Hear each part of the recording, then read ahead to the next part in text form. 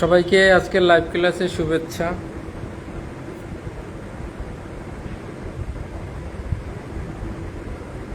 সবাই ক্লাসে প্রবেশ করেন।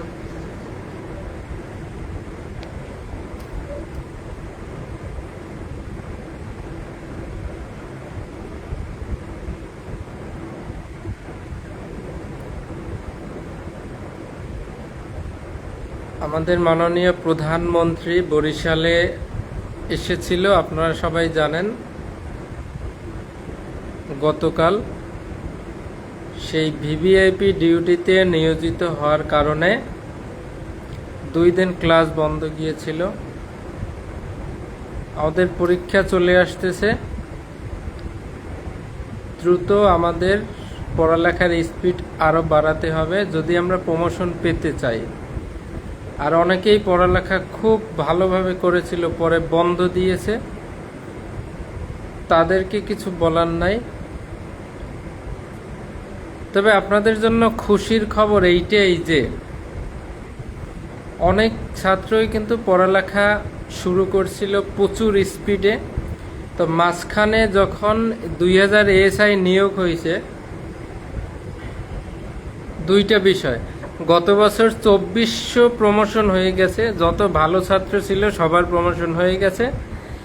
আবার মাঝখানে 2000 সরাসরি এএসআই নিয়োগ দেওয়ার ফলে অনেকেই মন ভেঙে গেছে, তারা পড়ালেখা বাদ দিয়ে দিয়েছে।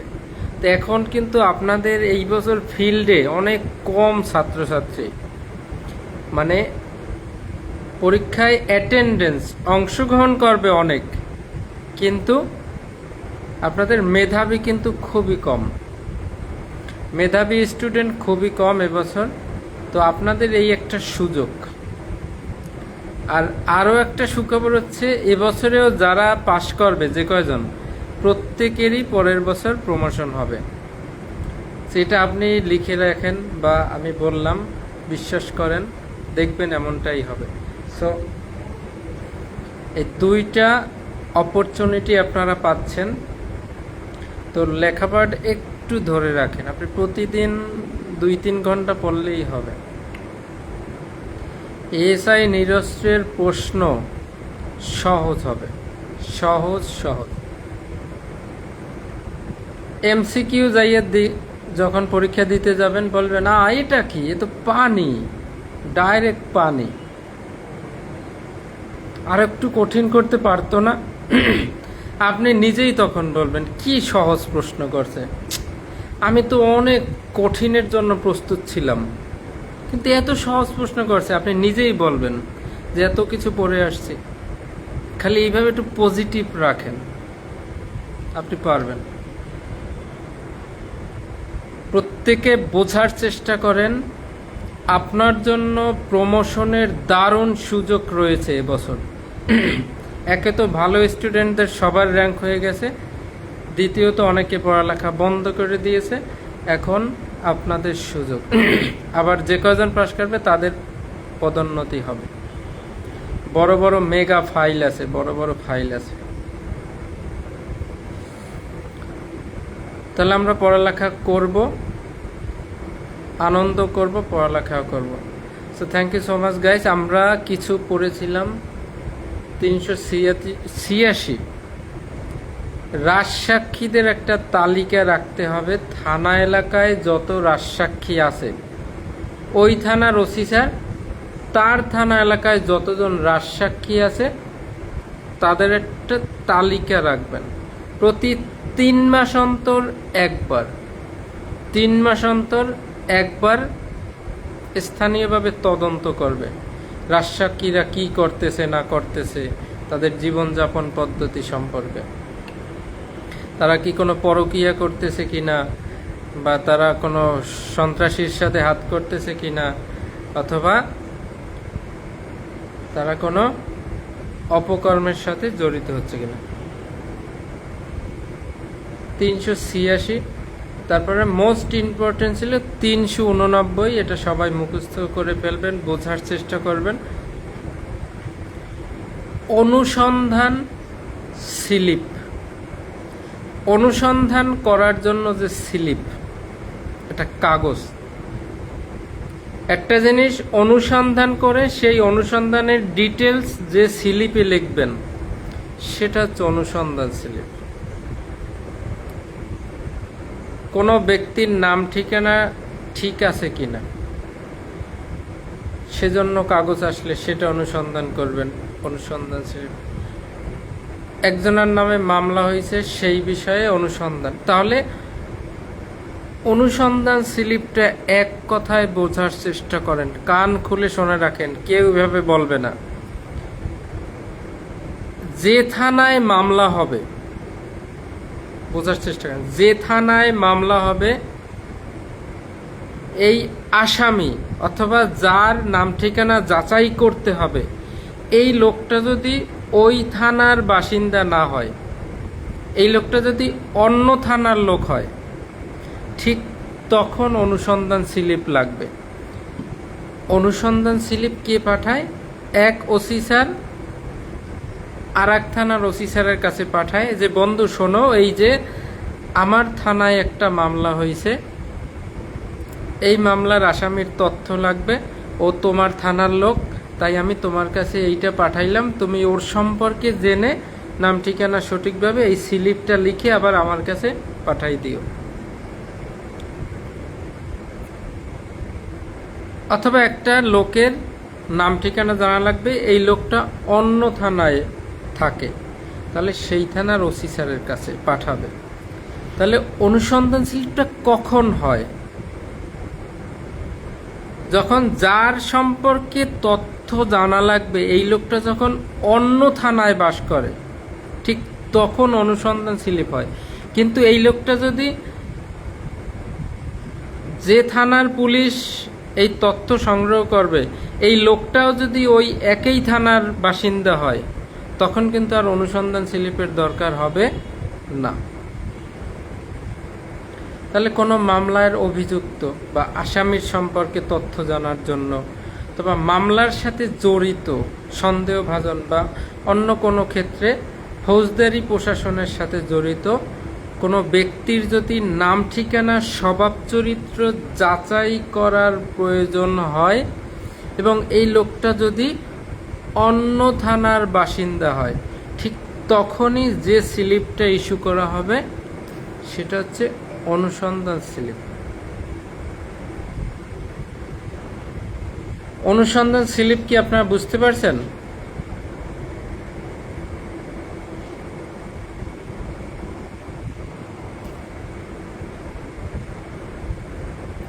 তিনশো 390-তে ছিল অপরাধ ম্যাপ। এই অপরাধ ম্যাপ ভূমি রেকর্ড ও জরিপ বিভাগ, একটা এমসিকিউ আসছিল, অপরাধ ম্যাপ কে প্রদান করবে? ভূমি রেকর্ড ও জরিপ বিভাগ থেকে এই অপরাধ ম্যাপটা দেওয়া হবে। এই অপরাধ ম্যাপ মানে থানা এলাকায় কোন কোন জায়গায় অপরাধ হয় সেইটা ম্যাপে চিহ্নিত করে রাখতে হবে, যে অমুক জায়গায় বেশি ডাকাতি হয়, অমুক জায়গায় বেশি চুরি হয় এবং অমুক জায়গায় বেশি সিঁধেল চুরি হয়। তাহলে ডাকাতির কথা, যেখানে বেশি ডাকাতি হয় সেখানে কালো কালি দিয়ে ডি লিখে রাখতে হবে।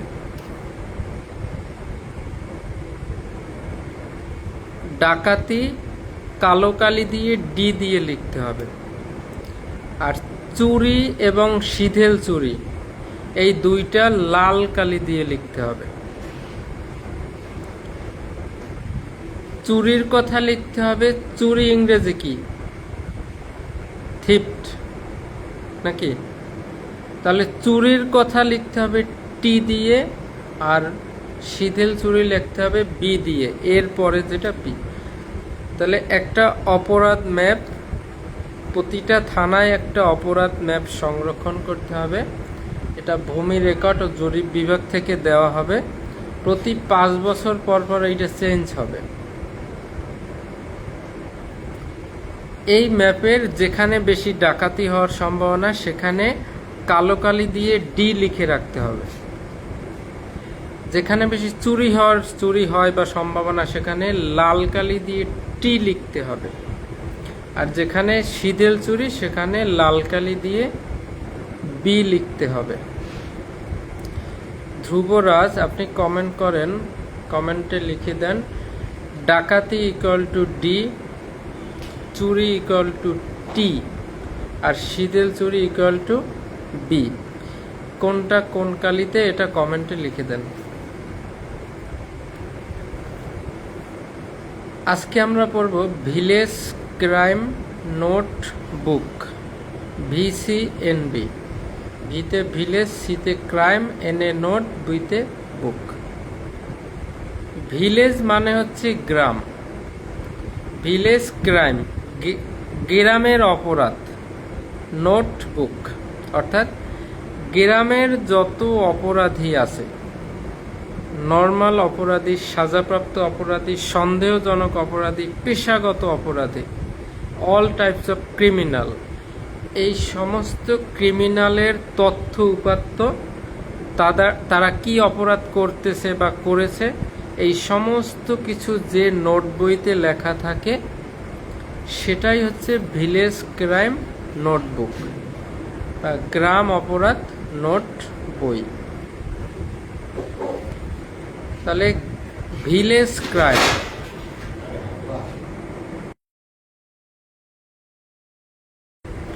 মানে হচ্ছে গ্রামের অপরাধীরা, গ্রামের অপরাধীদের তথ্য যেখানে লেখা থাকে সেটা হচ্ছে ভিলেজ ক্রাইম নোটবুক।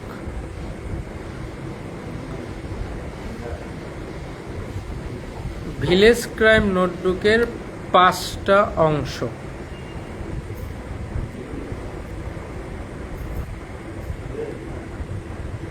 রিসিপ্ট রেজিস্টারের কয়টা অংশ? PRB 376-এ পড়াইছিলাম রিসিপ্ট ডিসপ্যাচ রেজিস্টার। রিসিপ্ট রেজিস্টারের কয়টা অংশ? আপনারা যাই পারেন তিনি কমেন্টে লেখেন।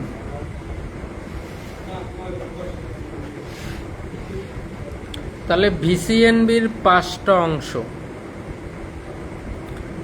প্রথমে হচ্ছে অপরাধ রেজিস্টার, দ্বিতীয় হচ্ছে দণ্ড রেজিস্টার, তৃতীয় হচ্ছে গ্রামের ইতিবৃত্তপত্র, চতুর্থ ইতিবৃত্তপত্র, আর 5 নাম্বার হচ্ছে সূচিপত্র। তাহলে VCNBর 5টি খণ্ড অথবা এই VCNBর 5টি অংশ, প্রত্যেকটা অংশে আলাদা আলাদা করে আলাদা আলাদা ডিটেলস লিখে রাখা হয়। প্রথমে হচ্ছে অপরাধ রেজিস্টার।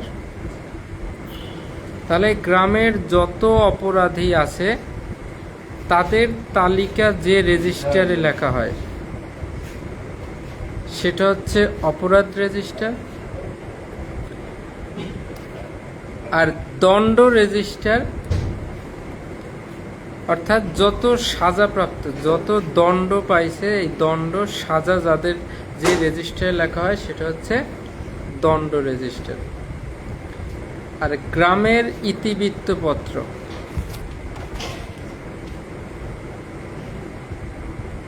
থানা এলাকায় কোন গ্রামে কোন ধরনের অপরাধ হয়, কোন হিস্ট্রি অর্থাৎ আগে থেকেই কোন গ্রামে কোন অপরাধ হয় সেইটা যে রেজিস্টারে লেখা থাকে সেটা হচ্ছে গ্রামের ইতিবৃত্তপত্র। আর একটা হচ্ছে ইতিবৃত্তপত্র অর্থাৎ হিস্ট্রি শিট।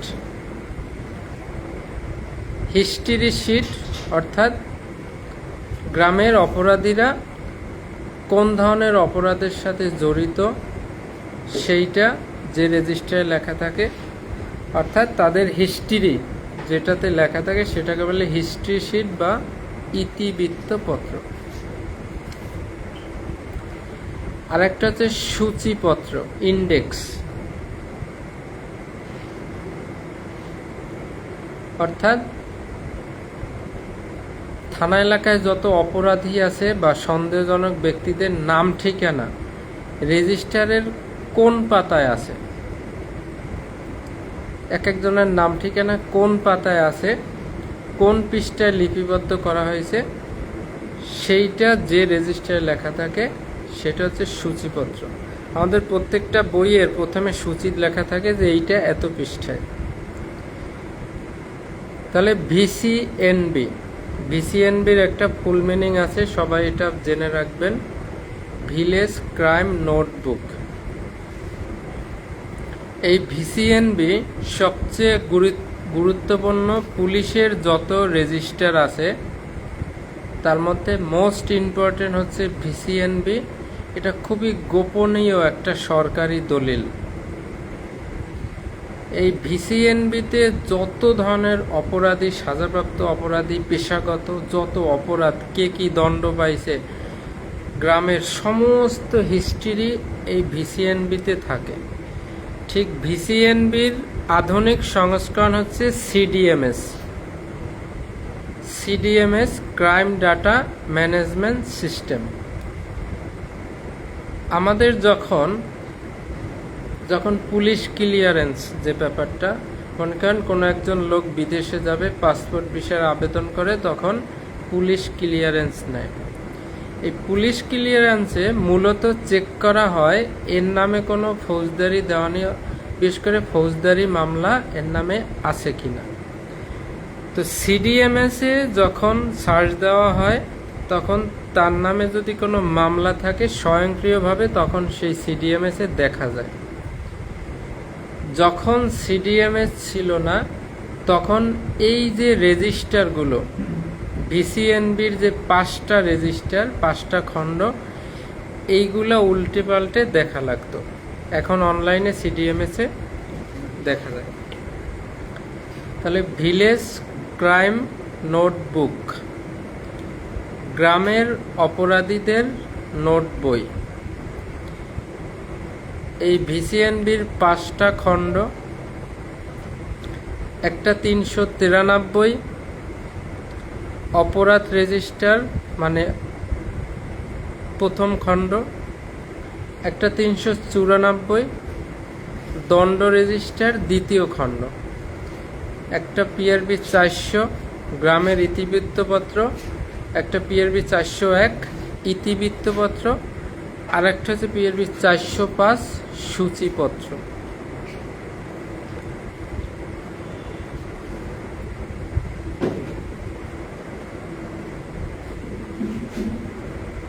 তাহলে অপরাধ রেজিস্টারে থাকে অপরাধীদের তথ্য, আর দণ্ড রেজিস্টারে থাকে কে কি দণ্ড পাইছে সেই তথ্য। 393, 394 এই দুইটা আমাদের লাগবে। ভিসিএনবির ফুল মিনিং একজনে লেখেন, কে পারেন?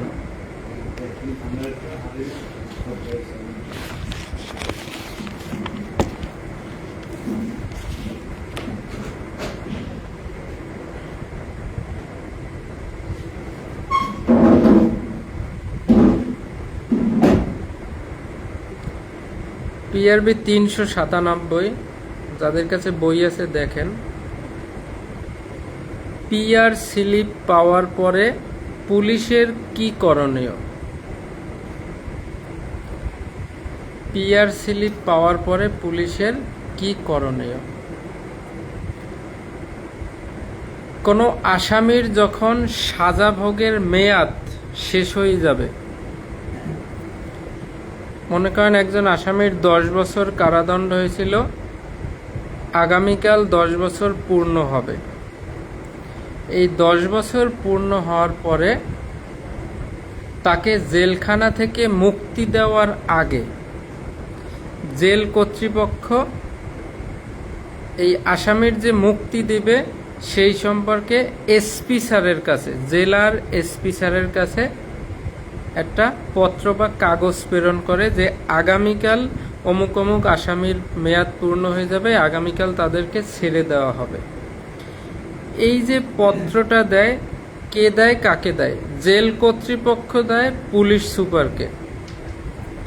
জেল কর্তৃপক্ষ পুলিশ সুপারকে যে পত্রটা দেয় এটা হচ্ছে পিআর স্লিপ। কেন দেয়? যেসব আসামিদের বা কোনো আসামির সাজা ভোগের মেয়াদ শেষ হওয়ার পরে তাকে মুক্তি দেওয়ার ঠিক পূর্ব মুহূর্তে জেল কর্তৃপক্ষ এসপি স্যারকে যে পত্র বা স্লিপ দেয় সেটা হচ্ছে পিআর স্লিপ। কেন দেয়? এসপি স্যারকে অবগত করার জন্য যে আগামীকাল এই জেলখানা থেকে অমুক কয়জন আসামিকে ছেড়ে দেওয়া হচ্ছে। তাহলে এসপি স্যারকে কেন জানায়? এসপি স্যার যেন অবগত থাকে অমুক অমুক থানার অমুক অমুক আসামি ছেড়ে দেওয়া হচ্ছে, আসামিরা ছাড়া পাওয়ার পরে আবার অপরাধ করতে পারে, তাই তাদের সম্পর্কে নজরদারি রাখার জন্য পুলিশ সুপারকে জানানো হয়। তাহলে যে স্লিপটা দেওয়া হলো এসপি স্যারের কাছে, এই স্লিপটা কি করবেন? 397-তে বলা হয়েছে এই পিআর স্লিপটা পুলিশ অফিসার পাওয়ার পরে কি করবেন। এসপি স্যার প্রত্যেক থানায় এটা পাঠাই দেবে, যে যে থানার আসামি ছাড়া পাইছে। এসপি স্যার এটা পাওয়ার পরে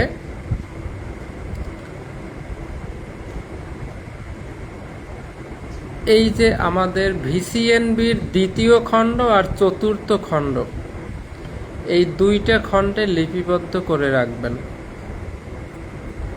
যেহেতু উনি সাজা ভোগ করে জেল থেকে বের হয়েছে, তাই সাজাপ্রাপ্ত আসামি কত বছর সাজা কাটছে তাই, অর্থাৎ কত বছর দণ্ড ভোগ করছে, দ্বিতীয় খণ্ড মানে দণ্ড রেজিস্টারে তার নামটা লিখে রাখবে। আর চতুর্থ খণ্ড অর্থাৎ হিস্ট্রি শিটে ওনার নামটা লিখে রাখবে, ওনার হিস্ট্রিটা ওই হিস্ট্রি শিটে লিখে রাখবে। তাহলে পিআরবি 397 জেল কর্তৃপক্ষ পিআর স্লিপ যখন পুলিশের কাছে দেবে, পুলিশ এটাকে ভিসিএনবির দ্বিতীয় খণ্ডে আর চতুর্থ খণ্ডে, এই দুইটা খণ্ডে এই সাজাপ্রাপ্ত আসামির নাম লিখে রাখবেন এবং এই আসামি নিজ বাড়িতে থাকবেন কিনা সেটা যাচাই করবেন। আবার উনি অন্যত্র কোথাও গিয়ে বাস করবে কিনা সেটাও যাচাই করবেন। অনেকে মনে করেন অনেক দিন জেল খেটে বের হয়েছে, হওয়ার পরে তার মান সম্মানে এখন একটু হানি ঘটতেছে, তিনি ভাবতেছেন না এই এলাকায় যেহেতু অপরাধ করে জেল খাটছি, আমি আর এই এলাকায় থাকবো না, জেল থেকে বের হয়েই অন্য এলাকায় চলে যাব। আসামি যে থানার বাসিন্দা তিনি যদি কারাভোগ করার পরে তার বাসস্থান চেঞ্জ করতে চায়, তাহলে অবশ্যই পুলিশ সুপারকে অবগত করতে হবে। আমাদের এমসিকিউগুলো এই জায়গা থেকে হবে, যেমন পিআর স্লিপ জেল কর্তৃপক্ষ নিচের কোন অফিসারকে প্রদান করবেন? সেখানে 4টে অপশন থাকবে, থানার ওসি, পুলিশ সুপার, ম্যাজিস্ট্রেট, আর একটা হচ্ছে ডিআইজি। তাহলে আপনার কিন্তু জানতে হবে পিআর স্লিপ জেল কর্তৃপক্ষ পুলিশ সুপারকে প্রদান করবে। এই পুলিশ সুপার এটা পাওয়ার পর থানায় দিলে থানার অফিসার ভিসিএনবির দ্বিতীয় খণ্ড আর চতুর্থ খণ্ডে তার নামটা লিখে রাখবে এবং এই সাজাপ্রাপ্ত অপরাধী যদি তার বাসস্থান পরিবর্তন করতে চায়, অবশ্যই পুলিশ সুপার স্যারকে অবগত করতে হবে। পিআরবি 397 বিধি পিআর স্লিপ পাওয়ার পর পুলিশের করণীয়। এবার পিআরবি 398, খুব সুন্দর এমসিকিউ হবে এখান থেকে। দণ্ড রেজিস্টার থেকে কাদের নাম কর্তন করে দেওয়া হবে, অর্থাৎ কেটে দেওয়া হবে? দণ্ড রেজিস্টারে কাদের নাম লেখা হয়? যারা দণ্ড ভোগ করেছে। তাহলে একটা আসামি 5 বছর দণ্ড ভোগ করে জেল থেকে বের হওয়ার পরে আপনি দণ্ড রেজিস্টারে তার নামটা লিখে রাখলেন। এখন হঠাৎ 1 বছর পরে আসামিটা মারা গেছে। মারা গেলে কিন্তু তার এই দণ্ড রেজিস্টার থেকে তার নামটা কেটে দিতে হবে। আর কোনো ব্যক্তির বয়স 60 বছর হয়েছে, গত 10 বছরে সে কোনো অপরাধ করে নাই বা কোনো দণ্ড ভোগ করে নাই, বয়স যদি 60 হয় এবং গত 10 বছরে যদি কোনো দণ্ডিত না হয় তাহলে তার নাম কেটে দিতে হবে। আর বয়স যদি 50 হয়, গত 20 বছরে যদি কোনো দণ্ডিত না হয় তাহলে তার নাম কেটে দিতে হবে। পিআরবি 398 দণ্ড রেজিস্টার থেকে কার কার নাম কর্তন করতে হবে বা কেটে দিতে হবে। প্রথম হচ্ছে, কেউ যদি মারা যায়, অর্থাৎ এই দণ্ড রেজিস্টারে এন্ট্রি করা আছে একজনের নাম, সেই লোকটা যদি মারা যায় তাহলে তার নাম কেটে দিতে হবে। আর একজনের নাম এন্ট্রি দেওয়া আছে অলরেডি, কিন্তু ওনার বয়স 60 বছর হয়েছে, গত 10 বছরে কোনো দণ্ডপ্রাপ্ত হয় নাই, তখন কেটে দিতে হবে। আর একজনের বয়স 50 হয়েছে, গত 20 বছরে দণ্ডিত হয় নাই, তাহলে তার নাম কেটে দিতে হবে। তাহলে ধ্রুবরাজ অথবা সুব্রত দাদা, আপনি এটা কমেন্টে লেখেন 50 = 10, সরি 60 = 10, 50 = 20। খুবই সুন্দর এমসিকিউ হবে যে যার বয়স 60 হয়েছে, গত 10 বছরে যে কোনো দণ্ডিত হয় নাই তার নাম কর্তন। যার বয়স 50 হয়েছে, গত 20 বছরে যে দণ্ডিত হয় নাই তার নাম কেটে দিতে হবে। 3 জন পাইলাম। যে মৃত্যুবরণ করছে তার নাম কাটবেন 60 বছর বয়স, গত 10 বছরে দণ্ডিত হয় নাই তার নাম কাটবেন। আর 50-20, যার বয়স 50 হয়েছে, গত 20 বছরে অপরাধ দণ্ডিত হয় নাই তার নাম কেটে দেবেন। পড়া কি বোঝা যাচ্ছে? এই হচ্ছে পড়া। এখান থেকেই এমসিকিউ, এখান থেকেই লিখিত প্রশ্ন।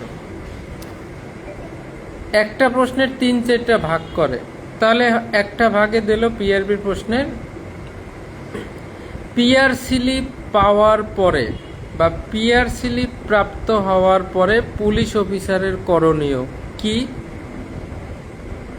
আইন ও বিধির আলোকে ব্যাখ্যা করুন।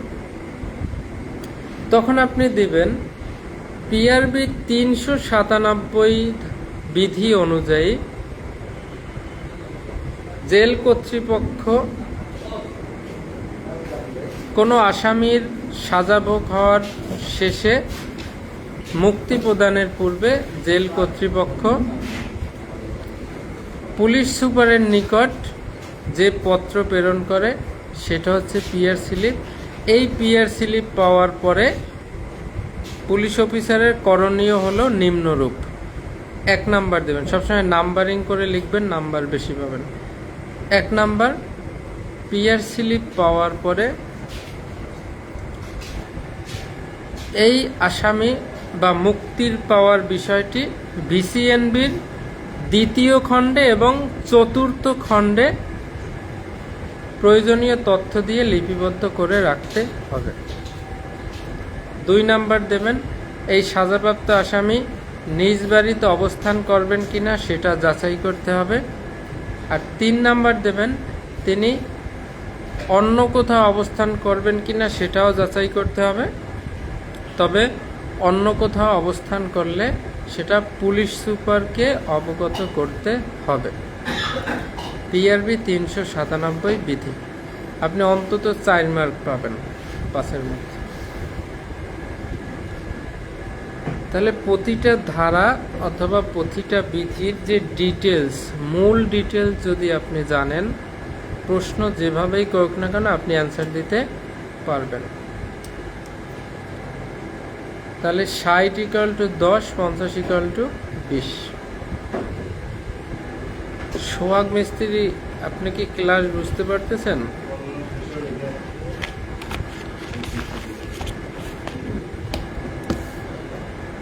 PRB 409 cash register. থানায় 86টি রেজিস্টার থাকে, প্রতিটা থানায় সাধারণত 86টি রেজিস্টার মেনটেন করা লাগে।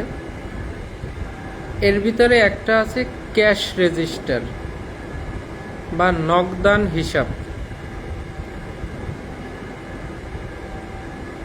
অর্থাৎ থানার যে রেজিস্টারে প্রতি মাসে নগদ টাকার হিসাব রাখা হয় সেটা হচ্ছে ক্যাশ রেজিস্টার। থানায় একজন ক্যাশিয়ার থাকে, তো প্রতি মাসের যে নগদ টাকা, এটা কিন্তু সামারি করে যে টাকা পায় সেই টাকা না, এটা হচ্ছে বৈধ টাকা।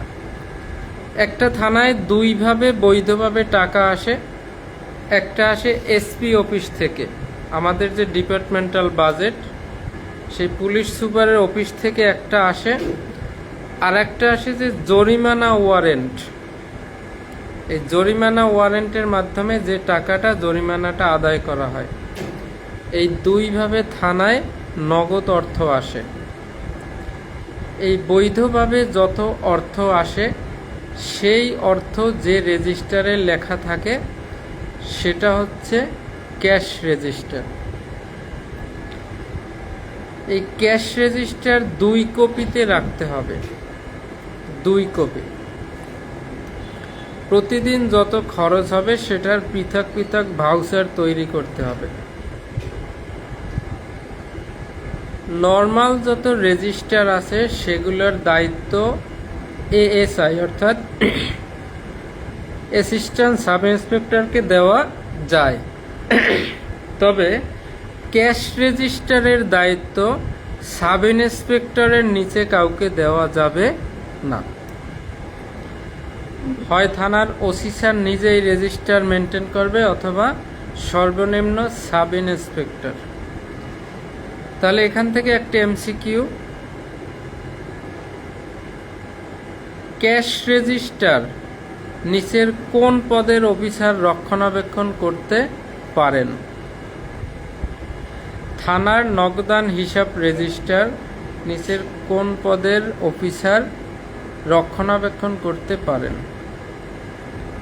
সর্বনিম্ন সাব ইন্সপেক্টর।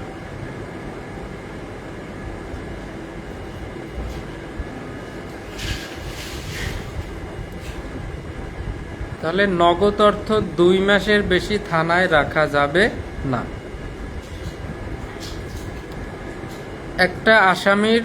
একটা আসামিকে দণ্ড প্রদান করা হলো 5 বছর কারাদণ্ড প্লাস 2 লক্ষ টাকা জরিমানা। আমরা গত সর্বশেষ রামিসা নামে একটা মেয়েকে ধর্ষণ করে যে হত্যা করা হয়েছে, এই রামিসা হত্যাকাণ্ডে আদালত কিন্তু 2টা রায় অর্থাৎ উভয় দণ্ড দিয়েছে। আপনারা জানেন, মৃত্যুদণ্ড প্লাস অর্থদণ্ড। তাহলে একটা আসামিকে 5 বছর কারাদণ্ড শুনাইল প্লাস 1 লক্ষ টাকা জরিমানাও শুনাইল। তাহলে এই জরিমানাটা কিভাবে আদায় হবে? একটা জরিমানা ওয়ারেন্ট ইস্যু হবে আদালত থেকে, সেটা কিন্তু থানায় আসবে। থানার এএসআই ধ্রুবরাজকে দায়িত্ব দেওয়া হলো যে এই জরিমানা আদায় করার জন্য। তিনি জরিমানা আদায় করে আনবেন। এই জরিমানা আদায় করে এই যে টাকাটা, এটা আপনি সর্বোচ্চ 2 মাসের বেশি থানায় রাখতে পারবেন না, সেই আদালতে পরোয়ানা সহকারে জমা দিতে হবে। তাহলে ক্যাশ রেজিস্টার পিআরবি 409, পিআরবি 409 থানার নগদান হিসাব বা ক্যাশ রেজিস্টার। এখানে যত বৈধ টাকা আছে মাসিক নগদ টাকার যে হিসাব রাখা হয় ক্যাশ রেজিস্টারে 2 কপিতে রাখতে হবে। প্রতিদিনের ভাউচার আলাদা আলাদা করে ভাউচার রাখতে হবে। 2 মাসের বেশি সময় টাকা নগদ টাকা রাখা যাবে না থানায়। থানার ওসি অথবা সাব ইন্সপেক্টরের নিচে নয় এমন লোক, এমন পদের অফিসার এই ক্যাশ রেজিস্টার মেইনটেনেন্স করতে পারবেন।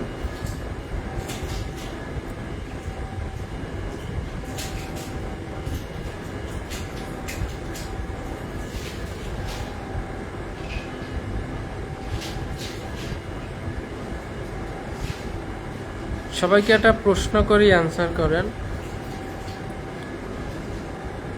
পিআর স্লিপ পাওয়ার পর ভিসিএনবির কোন কোন খণ্ডে লিখতে হবে? পিআর স্লিপ পাওয়ার পর ভিসিএনবির কোন কোন খণ্ডে এই অপরাধীর বা সাজাপ্রাপ্ত আসামির তথ্য লিখতে হবে?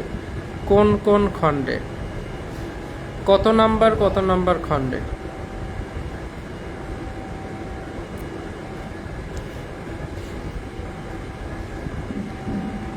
তাহলে আমরা আইজিপি স্যারের দায়িত্ব কর্তব্য পিআরবি 35, ডিআইজি স্যারের দায়িত্ব কর্তব্য পিআরবি 36, এসপি স্যারের দায়িত্ব কর্তব্য পিআরবি 37, এডিশনাল এসপি স্যারের দায়িত্ব কর্তব্য পিআরবি 39, সার্কেল এএসপির দায়িত্ব কর্তব্য 189, এরপরে কি থানার ওসি স্যারের দায়িত্ব কর্তব্য 205, সাব ইন্সপেক্টরের দায়িত্ব কর্তব্য 206, এএসআইয়ের দায়িত্ব কর্তব্য 207, কনস্টেবলের দায়িত্ব কর্তব্য 208। এগুলো আমরা পাইছি। এবার কোর্টে, প্রতি কোর্টে আমাদের কিছু পুলিশ থাকে, সিআই কোর্ট ইন্সপেক্টর, তারপর আছে সিএসআই কোর্ট সাব ইন্সপেক্টর, আরেকজন আছে জিআরও জেনারেল রেজিস্টার অফিসার অর্থাৎ এএসআই পদের, আর কোর্টে থাকে কনস্টেবল। তাহলে এই কোর্টের যে ইন্সপেক্টর তার দায়িত্ব কর্তব্য পিআরবি 416, কোর্টের সাব ইন্সপেক্টরের দায়িত্ব কর্তব্য পিআরবি 417, এরপর কোর্টের যে এএসআই তার দায়িত্ব কর্তব্য 420, আর কোর্টের কনস্টেবলের দায়িত্ব 421। 16, 17, 20, 21 ইন্সপেক্টর, এসআই, এএসআই, কনস্টেবল। 416, 417, 420, 421।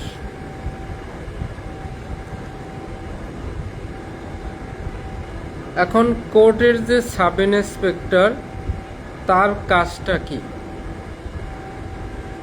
প্রথমে কোর্টের যে ইন্সপেক্টর তিনি সকল মামলার ফাইল অর্থাৎ পুলিশি মামলাগুলো তিনি পরিচালনা করে। সকল মামলার যে কেস ডকেট এইটা নিয়ে ম্যাজিস্ট্রেটের কাছে এই কোর্ট ইন্সপেক্টর দিবে।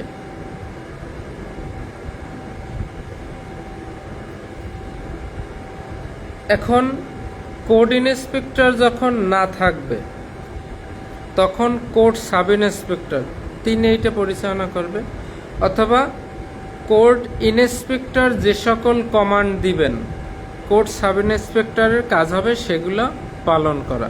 তিনি যদি বলেন যে এসআই অমুক, আপনি একটু এইটা কোর্টে দিয়ে আসেন, আপনার দিতে হবে, তার যত বৈধ আদেশ সেটা পালন করতে হবে। তাকে যদি কোনো রেজিস্টারের দায়িত্ব দেওয়া হয় যে আপনি এই মালখানার রেজিস্টারটা মেনটেন করেন, সেটা তাকে পালন করতে হবে। তাহলে ইন্সপেক্টর স্যার যদি সাব ইন্সপেক্টরকে মামলা পরিচালনার জন্য নির্দেশ দেয় সেটা তার পালন করতে হবে। সে যদি কোনো রেজিস্টারের দায়িত্ব দেয় সেটাও দায়িত্ব পালন করতে হবে। 416, 417, 18, 19 নাই, 420, 421 এবার আপনি এএসআই নিরস্ত্র অমুক, আপনাকে কোর্টের জিআরও বানানো হলো, জেনারেল রেজিস্টার অফিসার, অর্থাৎ কোর্টের এএসআই। আপনার দায়িত্ব কি? আপনার কাজ হচ্ছে কোর্টের যে সাব ইন্সপেক্টর এবং ইন্সপেক্টর স্যারের, এই দুই স্যারের যত সরকারি কাজ সবগুলো আপনি সাহায্য করবেন। পিআর রেজিস্টার এবং মালখানা রেজিস্টার বাদে সকল রেজিস্টারের দায়িত্ব আপনি কি গ্রহণ করবেন। তবে এসপি স্যার অনুমতি দিলে পিআর রেজিস্টারেরও দায়িত্ব আপনি গ্রহণ করতে পারবেন।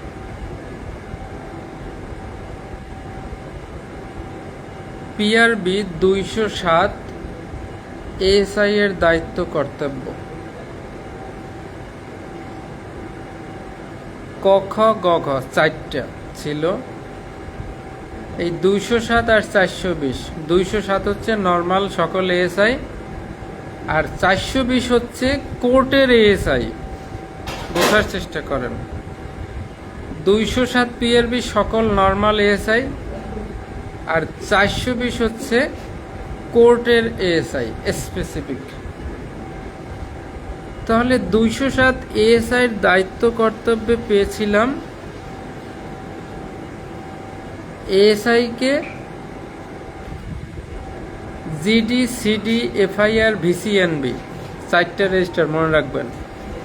জিডি, সিডি, এফআইআর, ভিসিএনবি, এই 4টা রেজিস্টারের দায়িত্ব দেওয়া যাবে না। এই 4টা বাদে যত রেজিস্টার আছে সবগুলোর দায়িত্ব দেওয়া যাবে। বোঝার চেষ্টা করেন, 207 বলছে জিডি, সিডি, এফআইআর, ভিসিএনবি, এই 4টার দায়িত্ব এএসআই কে দেওয়া যাবে না, নর্মাল এএসআই কে। আর 420 কোর্টের এএসআই কে পিআর রেজিস্টার আর মালখানা রেজিস্টার, এই দুইটার দায়িত্ব দেওয়া যাবে না। সোহাগ মিস্ত্রি, তুমি কমেন্টে লেখো পিআর রেজিস্টার, মালখানা রেজিস্টার, এই দুইটার দায়িত্ব কোর্টের এএসআই কে দেওয়া যাবে না। আবার 207-এ বলেছিল যে এএসআই যখন ওসির দায়িত্বে থাকবে তখন তাকে জিডি, সিডি, এফআইআর এই 3টার দায়িত্ব দেওয়া যাবে, ভিসিএনবি দেওয়া যাবে না। এই 3টার দায়িত্ব দেওয়া যাবে। কোনটা? প্রথমে বলছে জিডি, সিডি, এফআইআর, ভিসিএনবি কোনোটার দায়িত্ব দেওয়া যাবে না। তবে সে যদি ওসি হিসেবে দায়িত্ব থাকে থানায়, তখন জিডি, সিডি, এফআইআর এই 3টার দায়িত্ব দেওয়া যাবে। আবার 420-এ কোর্টের এএসআই কে বলছে পিআর এবং মালখানা রেজিস্টার বাদে সকল রেজিস্টারের দায়িত্ব দেওয়া যাবে। তবে এসপি স্যার যদি অনুমতি দেয় তাহলে এই এএসআই কে পিআর রেজিস্টারের দায়িত্ব দেওয়া যাবে। ওইটাতে ছিল যদি সে ওসির দায়িত্বে থাকে তখন জিডিসিডি, এফআইআর এর দায়িত্ব দেওয়া যাবে। এইটাতে হচ্ছে এসপি স্যার অনুমতি দিলে পিআর রেজিস্টারেরও দায়িত্ব তাকে দেওয়া যাবে। আপনারা কি বুঝতে পারছেন? সবাই একটু কমেন্ট করেন, তাহলে উৎসাহ পাবো। 416 কোর্টের ইন্সপেক্টরের দায়িত্ব কর্তব্য, 417 কোর্ট সাব ইন্সপেক্টরের দায়িত্ব কর্তব্য, 420 কোর্টের এএসআইয়ের দায়িত্ব কর্তব্য, 421 কোর্টের কনস্টেবলের দায়িত্ব কর্তব্য।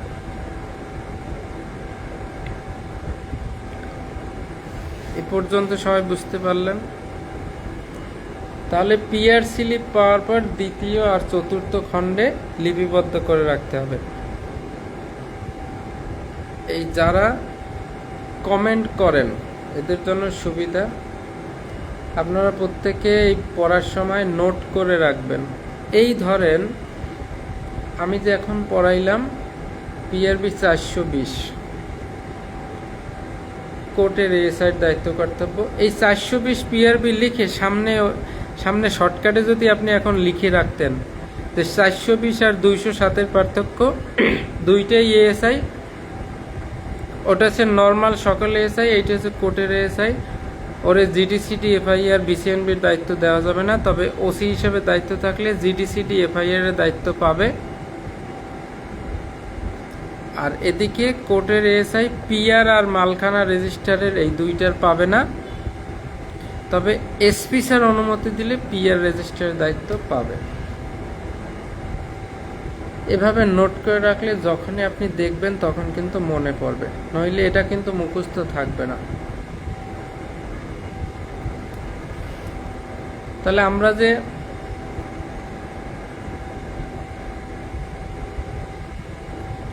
ফৌজদারি কার্যবিধির 172, পিআরবি 263, 264 কেস ডায়েরি লিখেছিলাম, অর্থাৎ একটা কেস বা মামলা দায়িত্ব সাব ইন্সপেক্টর যখনই পাবে, যেদিন থেকে, ওই দিন থেকে প্রতিদিনের কাজকর্ম যে ডায়েরিতে লিখবে সেটা হচ্ছে কেস ডায়েরি, বিপি ফর্ম 38।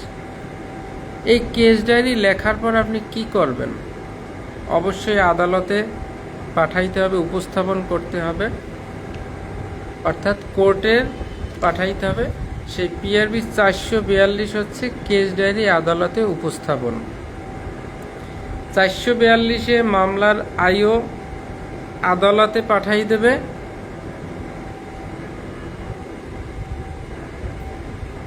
আবার 443-এ মামলার চূড়ান্ত রায় হওয়ার পরে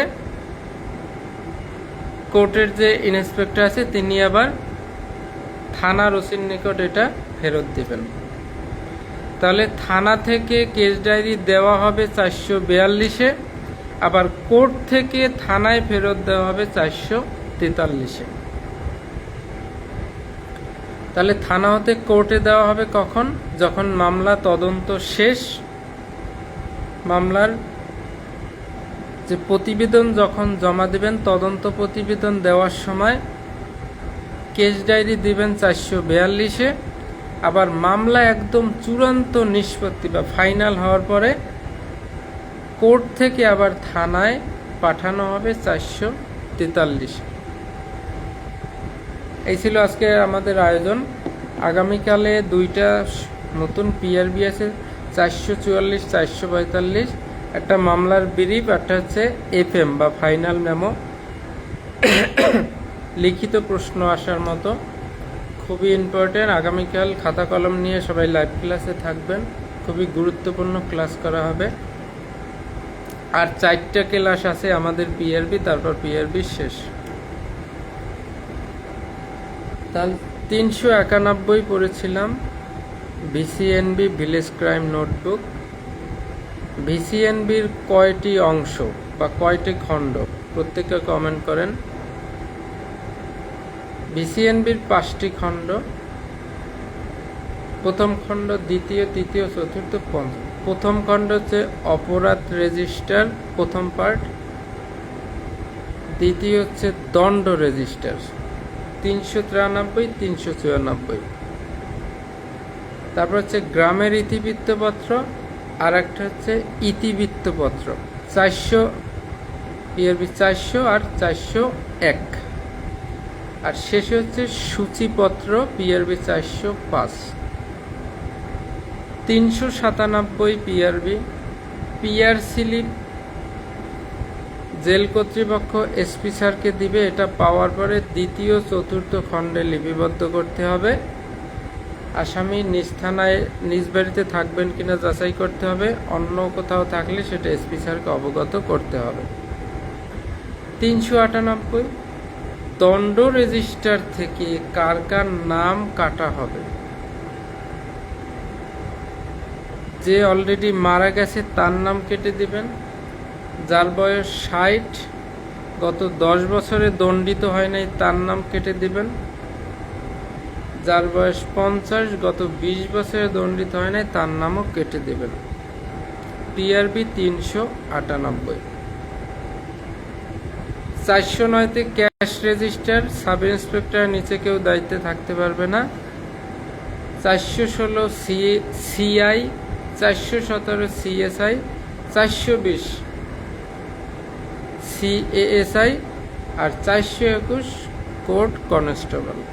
442-এ আপনি কেস ডায়েরি পাঠাবেন, 443-এ কোর্ট আবার আপনার কাছে কেস ডায়েরি ফেরত দিবেন। So thank you so much.